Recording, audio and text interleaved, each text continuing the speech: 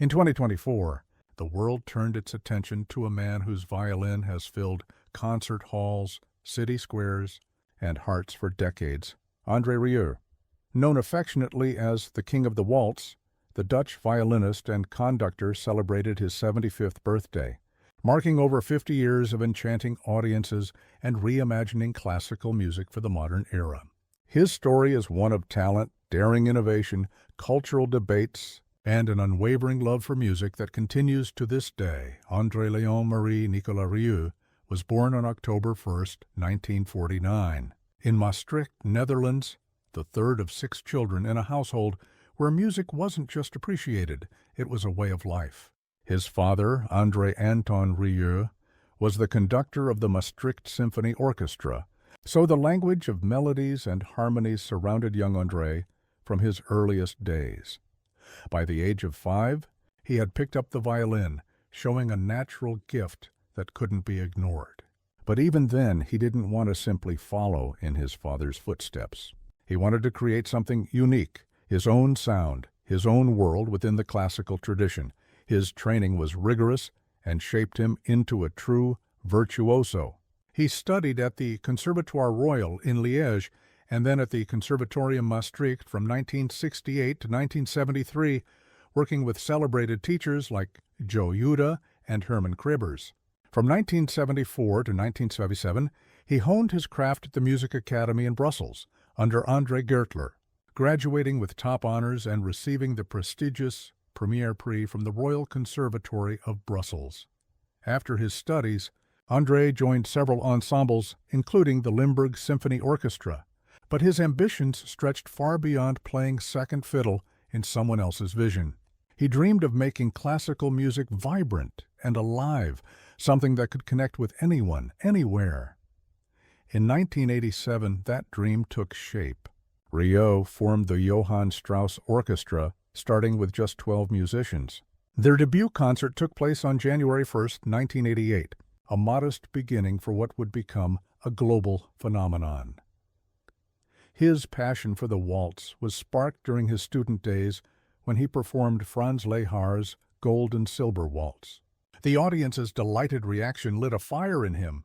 He saw the waltz not as something old-fashioned, but as a living, breathing art form capable of uniting people.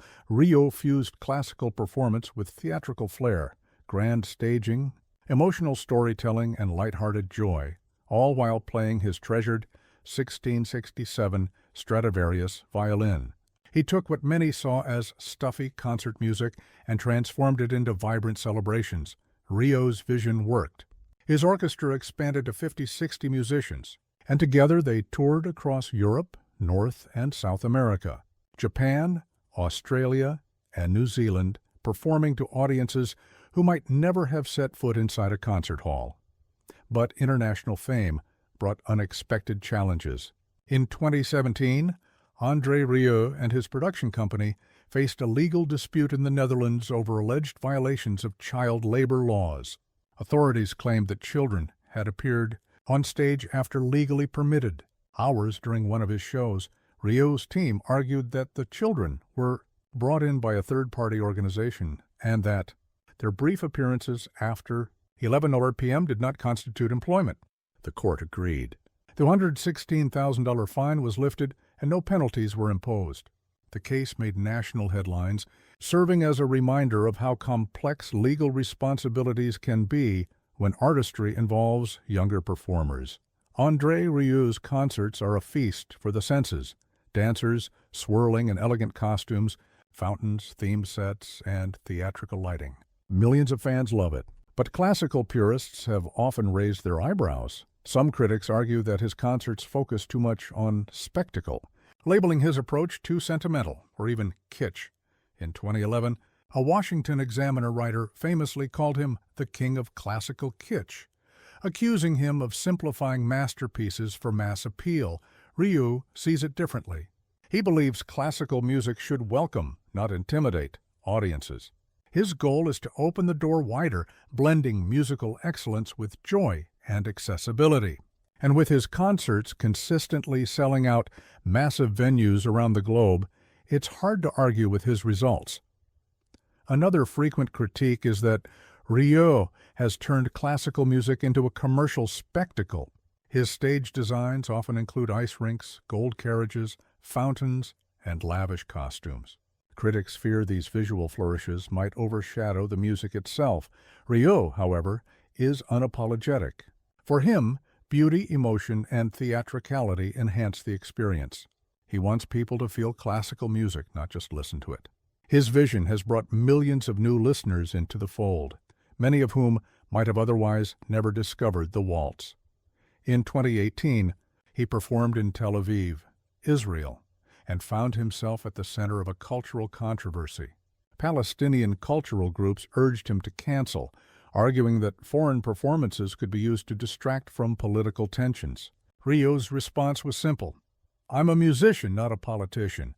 My goal is to make people happy with music." Some praised his stance, while others criticized it as politically insensitive.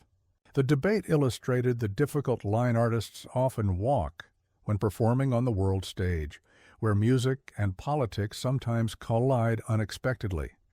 Turning 75 didn't slow André Rieu down. In 2024, he released The Sound of Heaven, an album that blended classical gems like Puccini's Nessun Dorma with beloved timeless melodies performed with his Johann Strauss Orchestra. He also unveiled The Dream Continues, a cinematic journey through his life, his orchestra, and his lifelong quest to share music with the world.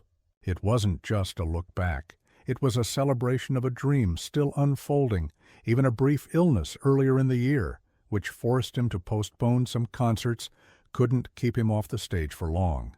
He returned quickly, proving that his passion burns just as brightly as ever. André Rieu's legacy isn't defined by awards or titles.